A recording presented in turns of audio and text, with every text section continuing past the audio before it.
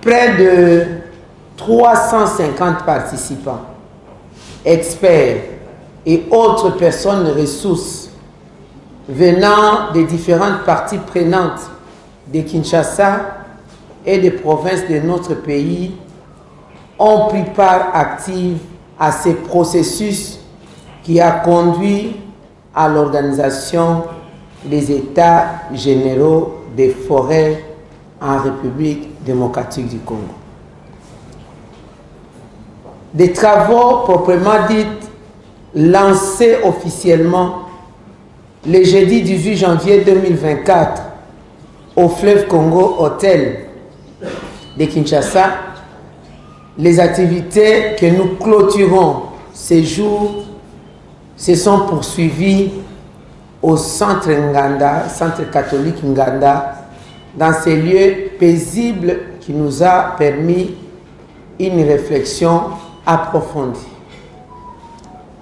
Pour ce faire, permettez-moi de remercier chacun de nous pour le travail abattu pendant ces 5 journées qui ont permis sans nul doute d'atteindre les objectifs que nous nous sommes assignés pour ces travaux, mieux orienter l'élaboration de la politique forestière du pays, c'est le premier point.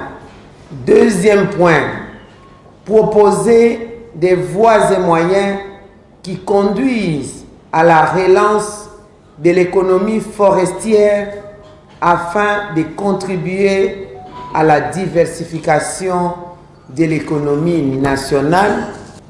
Point 3, définir les mécanismes appropriés d'amélioration de la gouvernance forestière.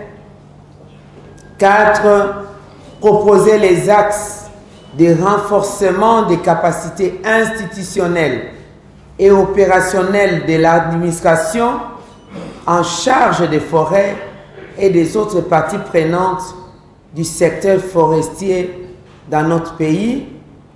5, améliorer la coordination des actions des différentes parties prenantes opérant dans le secteur forestier, ainsi que la coordination intersectorielle avec les autres secteurs utilisateurs d'espace.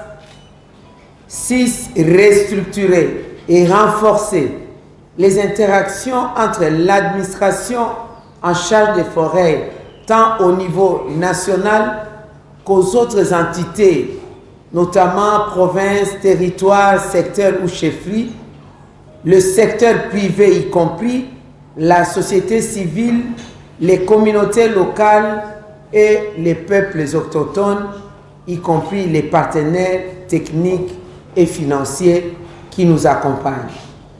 7, assurer la bonne gouvernance forestière et renforcer le mécanisme de coordination interinstitutionnelle.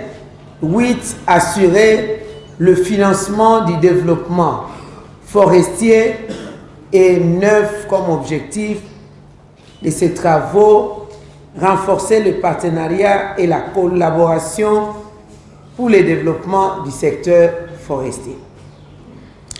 Cependant, nous devons reconnaître que le travail accompli ces jours n'est pas une fin en soi, parce qu'il déclenche un autre processus pour lequel chacun de nous est appelé à produire le meilleur de lui-même.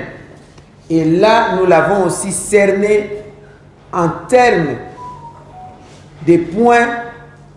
Premièrement, contribuer à la mise en place d'un dispositif de suivi, évaluation des recommandations avec des indicateurs objectivement vérifiables lorsque nous devons les atteindre.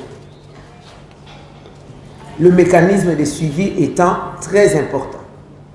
Deuxièmement, collaborer au toilettage du rapport des États généraux des forêts et élaborer l'agenda prioritaire du secteur afin que ces derniers contribuent substantiellement à l'économie nationale à la réduction de l'extrême pauvreté, au développement durable ainsi qu'à la lutte contre le changement climatique.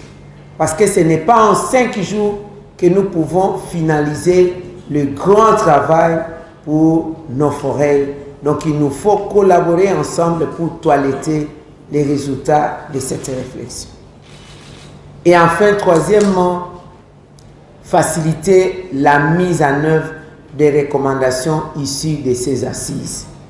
C'est ça le grand problème, mettre en œuvre les recommandations. Une chose est de les produire, réfléchir, une autre chose est de les mettre en œuvre. Mesdames et messieurs, distingués participants, c'est avec un cœur ouvert que je vous félicite pour la qualité du travail accompli durant ces 5 jours et profite de l'occasion pour remercier les différents gouverneurs de province ainsi que les responsables de vos structures respectives qui se sont investis pour rendre possible votre participation à ces assises. Car nous le savons tous que ce n'était pas facile. Qu'ils soient rassurés que le suivi et la mise en œuvre des recommandations formulées ici est l'affaire de toutes les parties prenantes, notamment nous-mêmes au sein du gouvernement central, les provinces, les entités territoriales décentralisées, les entités territoriales déconcentrées, le secteur privé, la société civile, les partenaires techniques et financiers, les communautés locales, y compris le peuple autochtone, les ayants droit, les propriétaires des forêts. Je remercie également tous les partenaires qui ont contribué à la réussite de ces travaux, parce que sans les moyens financiers, vous ne pouvez rien faire. Le gouvernement s'y est impliqué, c'est vrai, mais nous citons le CAFI pour son appui financier dans le cadre du programme de gestion durable des forêts, PGDF en sigle, et aussi le FONARED pour son implication précieuse. Je ne manquerai pas de remercier toute l'équipe du ministère de l'Environnement et du Développement durable, l'administration, les cabinets, pour l'engagement, le sacrifice. Quand je parle de sacrifice, ils savent pourquoi. En vue de l'aboutissement des États généraux des forêts en République démocratique du Congo. C'était un défi pour nous. Je remercie aussi particulièrement la société civile, sur qui je compte pour l'accompagnement du gouvernement dans la mise en œuvre des recommandations. Chers partenaires, tous ceux qui sont cités, que nous désignons comme partie prenante, soyez rassurés que votre collaboration est précieuse pour réussir les paris de la gestion durable de nos forêts. Je ne saurais terminer mon mot sans féliciter son Excellence Félix Antoine Tshisekedi Tshilombo, président de la République et chef de l'État, pour son leadership éclairé, sa vision environnementale et sa détermination qui ne sont plus à démontrer, vous les voyez partout dans la diplomatie environnementale. Et cela m'a permis, en qualité de responsable du secteur environnemental et gestionnaire des forêts en République démocratique du Congo, de réaliser cette vision, de tenir ces assises qui permettront à notre pays de se doter enfin, pour la première fois, d'une politique forestière à la dimension de nos ressources naturelles et des enjeux planétaires autour du changement climatique. nos potentiels environnementaux en République démocratique du Congo nous renvoient à une responsabilité, pas seulement au service de notre peuple, mais aussi de l'humanité aujourd'hui qui compte sur nous. Sur ce, je déclare clos les travaux des États généraux des forêts en République démocratique du Congo. Que vive la République démocratique du Congo et son secteur forestier, que vive le partenariat et la collaboration avec toutes les parties prenantes pour la gestion durable des forêts. Je vous remercie.